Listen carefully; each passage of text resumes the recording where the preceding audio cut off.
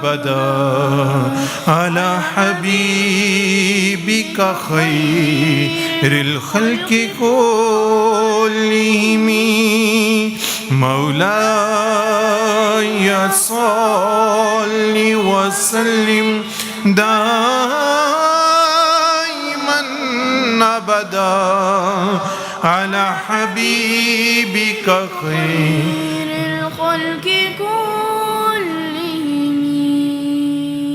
فاعلم أنه لا إله إلا الله محمد رسول الله.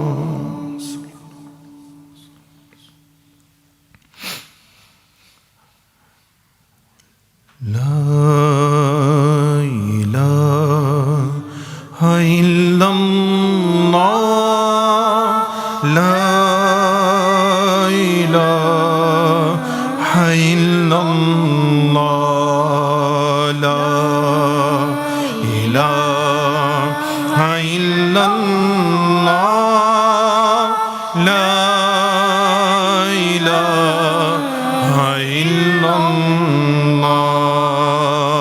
لا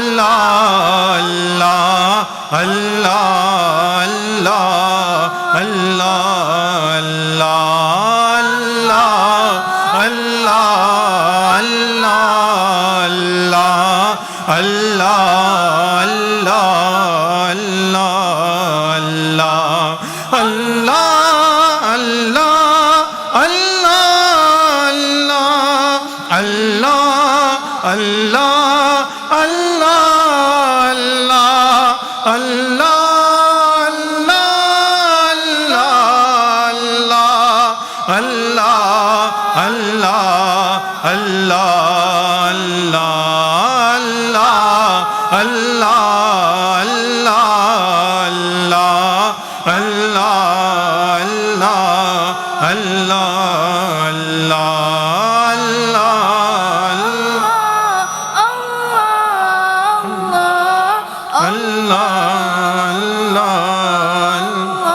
ليس المولى إلا هو أنت المولى أنت الحق ليس المولى إلا هو أنت المولى أنت الحق ليس المولى إلا هو أنت المولى أنت الحق ليس المولى إلا هو الله الله الله الله الله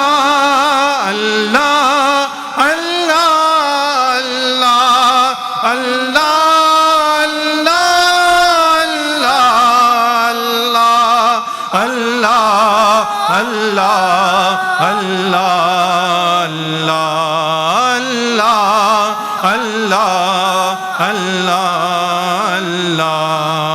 الله الله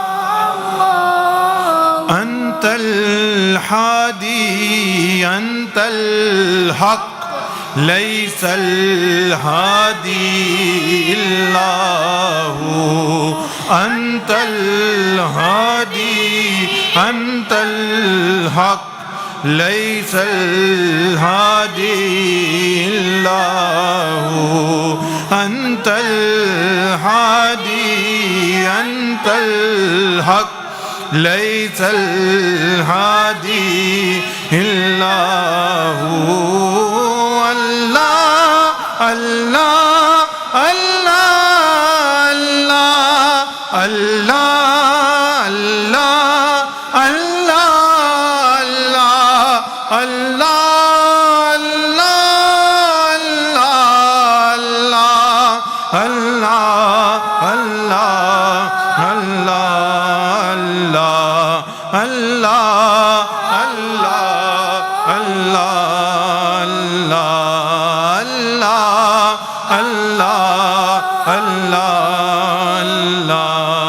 أنت الناصر أنت الحق ليس الناصر إلا هو أنت الناصر أنت الحق ليس الناصر إلا هو أنت الناصر أنت الحق ليس الناصر إلا هو الله الله الله الله الله الله الله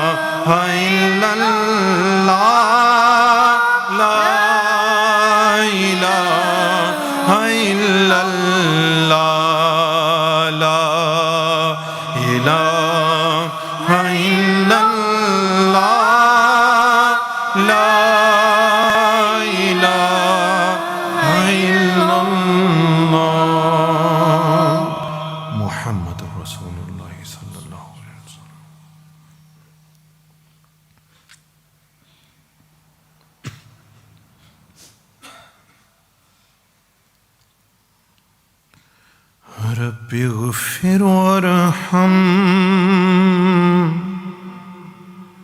رب اغفر وارحم وأنت خير الراحمين رب اغفر وارحم وأنت خير الراحمين رب اغفر وارحم وأنت خير الراحمين رب اغفر وارحم وأنت خير الراحمين رب اغفر وارحم وأنت خير الراحمين رب اغفر وارحم وأنت خير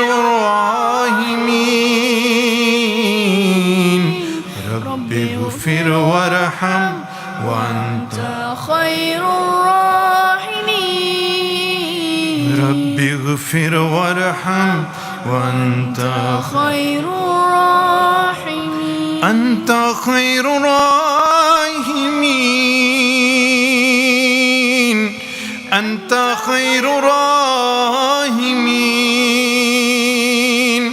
أنت خير الراحمين أنت خير الراحمين رب اغفر وارحم وأنت خير الراحمين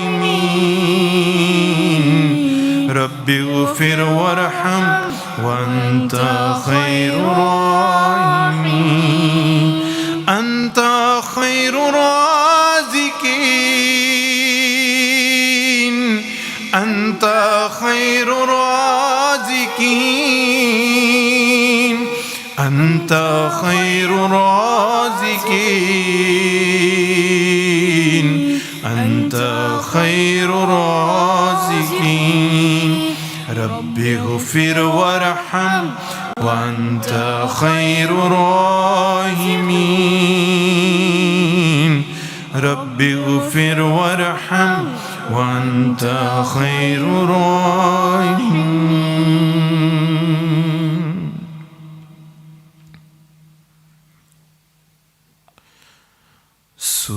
سبحان الله والحمد لله ولا إله إلا الله سبحان الله والحمد لله ولا إله إلا الله سبحان الله والحمد لله ولا إله إلا الله سبحان الله والحمد لله ولا إله إلا الله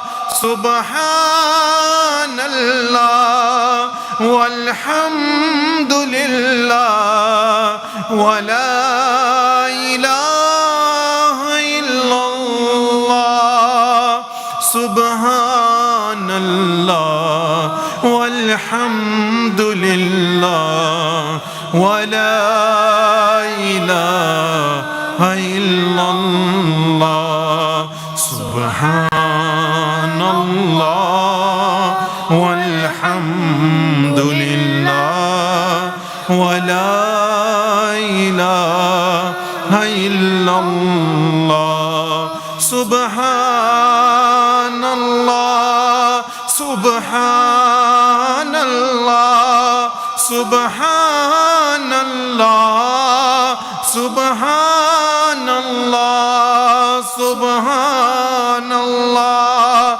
سبحان الله سبحان الله سبحان الله سبحان الله والحمد لله ولا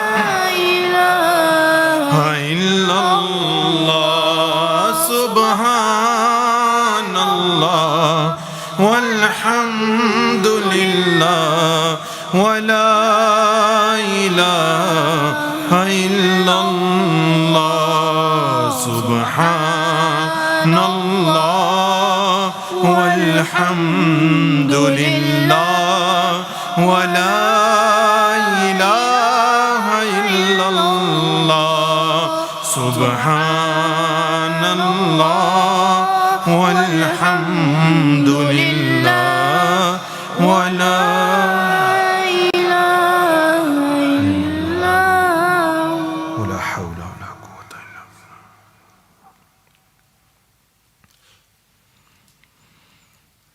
أستغفر الله أستغفر الله الذي لا إله إلا هو الذي لا إله إلا هو الحي القيوم الحي القيوم وأتوب إليه وأتوب إليه. أستغفر الله أستغفر الله الذي لا إله إلا هو الذي لا إله الحي القيوم الحي القيوم وأتوب إليه وأتوب إليه. أستغفر الله أستغفر الله العظيم العظيم الذي لا إله إلا هو الذي لا إله إلا هو الحي القيوم الحي القيوم وأتوب إليه وأتوب إليه. توبة عبد عبد ظالم ظالم لنفسه لنفسه لا لا يملك يملك لنفسه لنفسه موتا موتا ولا حياة ولا حياة ولا نشورا ولا نشورا.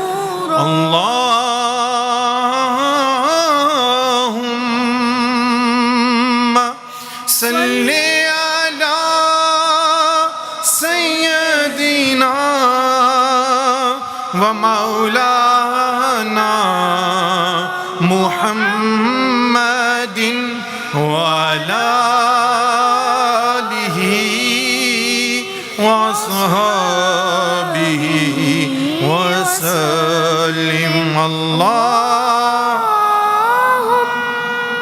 صل على سيدنا ومولانا محمد وعلى آله وصحبه وسلم.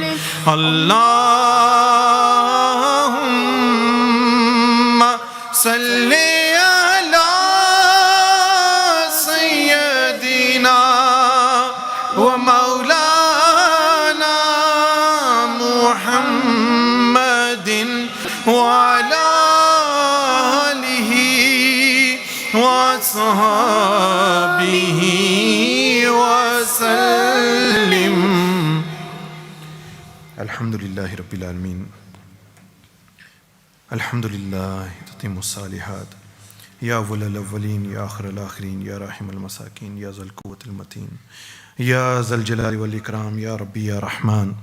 الحمد لله رب العالمين والصلاة والسلام على أشرف الأنبياء والمرسلين. अल्लाहुम्मा या रब्बी बिजाहि सय्यिदना मौलाना मुहम्मद सल्लल्लाहु अलैहि वसल्लम इब्न अब्दुल्लाह इजमा बैनी व बैन सय्यिदना मौलाना मुहम्मद सल्लल्लाहु अलैहि वसल्लम इब्न अब्दुल्लाह फिद दुनिया क़ब्ल अल आखिरा ज़ाहिरन व बातिन या वलल अव्वलीन या आखिरल आखिरीन या राहिमल मसाकीन या ज़ल क़ुव्वतिल मतीन शुक्र अल्हम्दुलिल्लाह अल्हम्दुलिल्लाह। या अल्लाह तेरा फ़ज़ल, तेरा करम, तेरा एहसान कि तूने अपने गुनाहगार तरीन बंदे को अपने नेकोकार बंदों की मजलिस में आने की तौफ़ीक़ अता फ़रमाई। या इलाहुल आलमीन या रहमान राहिमीन, हम तेरी तरफ रजू करते हैं, हम तेरी तरफ तौबा करते हैं। या अल्लाह हमारी तौबा को कबूल मंजूर फरमा। या इलाहुल आलमीन, जो कि तू तमाम तौसीफ़, तारीफ़ और तमाम तारीफ़ों के लायक हैं मौला करीम, तो अपनी तारीफ़ खुद ही करे तो करे। हम कासिर हैं तेरी तारीफ़ से, हम कासिर हैं तेरी तौसीफ़ से, हम आजिज़ हैं तेरी हमद और तेरी सना से, तेरे हबीब अलैहिस्सलाम की हमद और सना से। लाखों करोड़ों अरबों करोड़ों दरूद तेरे हबीब अलैहिस्सलाम की ज़ात पे तू ख़ुद भेजता है मौला करीम। हमारा यहाँ पे इकट्ठा होना, इस मजलिस का पढ़ना, ज़िक्र का करना, नसीहत, नात, तिलावत, तेरी कलाम को पढ़ना कबूल मंजूर फरमा। अपने फ़ضल और करम से इस महफ़िल का सवाब नबी अलैहिस्सलाम की बारगाह में पेश करते हैं, कबूल मंजूर फरमा। आप सल्लल्लाहु अलैहि वसल्लम के वसीला जलीला से सैयदना आदम अलैहिस्सलाम से लेके आज के दिन तक जितने मर्द, औरतें, बच्चियाँ, बच्चे इस दुनिया फ़ानी से कूच कर गए, जिन्हों इंस में, और क़यामत के दिन तक उनकी अरवाह को इसाले सवाब करते हैं, कबूल मंजूर फरमा। ख़ुसूसन आले बैत अतहार सैयदना इमाम अली, इमाम जाफ़र सादिक, उनकी बारकाह में उनकी अरवाह को पेश करते कबूल मंजूर फरमा। उनके तफ़ैल सैयदना अब्दुल अज़ीज़ दब्बाग़ और तमाम जुमला मशाइख़ शाज़लिया, क़ादरिया, तरीक़ा, मुहम्मदिया जितने भी तुरक हैं, उनके मशाइख़ को और औलिया को पेश करते हैं, कबूल मंजूर फरमा। ख़ुसूसन हमारा सलाम हमारे शेख़ सैयदी शेख़ अहमद दब्बाग़ की बारगाह में पेश फरमा। आपको सेहत और तंदुरुस्ती और आफ़ियत वाली लंबी ज़िंदगी अता फ़रमा। या इलाहुल आलमीन आपके दर्जात को बुलंद फरमा। या इलाहुल आलमीन अपने फ़ضल और करम वाला मामला फरमा। तमाम उम्मत मुसलमा के हाल पे रहम फरमा, तमाम उम्मत मुसलमा को हदायत अता फ़रमा। या इलाहुल आलमीन इजाबत हो या दावत, मौला करीम सबको हिदायत अता फ़रमा। वो शयातीन जिन पर तेरी अब्दी लानत नहीं, मौला करीम उनको भी हिदायत अता फ़रमा। हमारे दुश्मनों को हिदायत अता फ़रमा, मुनाफ़िकीन को हिदायत अता फ़रमा। या इलाहुल आलमीन हमें मुनाफ़िकीन में से ना फरमाना, हमें हिदायत अता फ़रमाना, हमें मोमिनीन की सफ़ में खड़ा फरमाना। या अल्लाह, या रहमान, या रहीम, तो अपने फ़ضल और करम से जो बंदा तुझसे दुआ मांगता है तो उसकी दुआओं को कबूल मंजूर फरमाता है। मौला करीम हम तुझसे तेरे वसीले से, तेरी बारगाह में तेरे ही वसीले से मौला करीम दुआ कर रहे हैं, तेरी सिफ़ात के वसीले से दुआ कर रहे हैं, तेरे औलिया, तेरे अम्बिया सैयदना रसूलुल्लाह सल्लल्लाहु अलैहि वसल्लम के वसीले से दुआ करें। मौला कबूल मंजूर फरमा। जितने लोग भी यहाँ पे हाजिर हुए, आए या इंटरनेट के ऊपर सुन रहे हैं, मौला करीम उन तमाम की दिली जायज़ ख्वाहिशात को पूरा फरमा। मौला करीम कोई बे औलाद है तो औलाद सालेहा अता फरमा, कोई शादीशुदा नहीं है तो उसकी शादी फरमा। मौला करीम जो जोड़ों के रिश्तों की तलाश में उनको नेक जोड़े रिश्ते अता फरमा। कोई परेशानी के हाल में है तो उसको खुश फरमा, कोई डिप्रेशन में है तो उसको डिप्रेशन से निकाल, कोई एंजाइटी लेके आया है तो मौला करीम उसको खुशियों के फूल अता फरमा। या इलाहुल आलमीन कोई परेशान है, कोई कर्ज़े के बोझ तले है तो उसके कर्ज़े को दूर फरमा। कोई औलाद से परेशान है तो मौला करीम उसकी औलाद को नेक फरमा। या इलाहुल आलमीन घरों में झगड़े, मसले, मसाइल हैं, मौला करीम उनके रफ़ा और दफ़ा फरमा, दूर फरमा। या इलाहुल आलमीन घरों में, ज़िंदगियों में, ईमान में बरकतें अता फरमा, गैर फ़ानी बरकतें अता फरमा। जितने भाई यहाँ पे मौजूद हैं सबकी दुआओं को कबूल मंजूर फरमा। या इलाहुल आलमीन वो दुआएं जो हम तुझसे ना कर सके वो कबूल मंजूर फरमा। उस्ताद कैस के बेटे हुए हैं, या इलाहुल आलमीन इदरीस, उसको लंबी सेहत वाली, आफ़ियत वाली ज़िंदगी अता फरमा। उन्होंने जैसे हमारी खिदमत की, मौला करीम ऐसे लोग पैदा फरमा जो उनकी खिदमत करें। हमारे उस्ताद जो कि हमें दीन का और दूसरा तज़किया का सबक देते हैं, मौला करीम शाह आलम, उस्ताद गुलफ़ाम, दूसरे, मौला करीम इनकी ज़िंदगियों में, हयातियों में, सेहत में तंदुरुस्ती और बरकत वाली ज़िंदगी फरमा। मौला करीम इनको गैब से अता फरमा, अपना कुरब अता फरमा, दर्जात को बुलंद फरमा। या इलाहुल आलमीन हमारे भाई अंसर जिन्होंने दीन की बड़ी खिदमत की, मौला करीम उनकी बेटी का आज हकीका है। या इलाहुल आलमीन उस बच्ची को नेक सेहत वाली ज़िंदगी अता फरमा, उसके कौल और फ़ेल को अपनी बारगाह में कबूल फरमाना और उसको अपनी वलिया कामिला बनाना। मौला करीम उसके वालदैन को अपना कुरब अता फरमा, उसके अजीज़ व अकारब को, जितने भी जुमला उसके रिश्तेदार हैं, मौला करीम उनको अपने फ़ضल और करम से अपने रहमत वाली चादर में लपेट लेना। मौला करीम जितने भी लोग यहाँ पे हाज़िर हुए हैं या सुन रहे हैं, मौला करीम उनके लवाहिकीन में अगर कोई फ़ौत हो गया है, मौला करीम उनकी अरवाह को इस मजलिस का सवाब पहुँचाते हैं, कबूल मंजूर फरमा। उनके दर्जात को बुलंद फरमा। मौला करीम उनकी शिफ़ात हमारे हक़ में और हमारी दुआ उनके हक़ में कबूल मंजूर फरमा। या अल्लाह, या रहमान, या रहीम, हम तो इससे दुआ मांग रहे हैं। ये दुआ और ये कलाम, ये ज़िक्र तेरी बारगाह के लायक नहीं, लेकिन अपने फ़ضल और करम वाला मामला फरमाते हो, कबूल मंजूर फरमा। हमें हिदायत अता फरमा। कोई बुरी आदत में लिपटा हो तो उसकी आदतों को छोड़ा। या अल्लाह, या रहमान, या रहीम, या करीम। सुबहान रब्बिका रब्बिल इज़्ज़ति अम्मा यसिफून व सलामुन अलल मुरसलीन वल्हम्दुलिल्लाहि रब्बिल आलमीन। आमीन।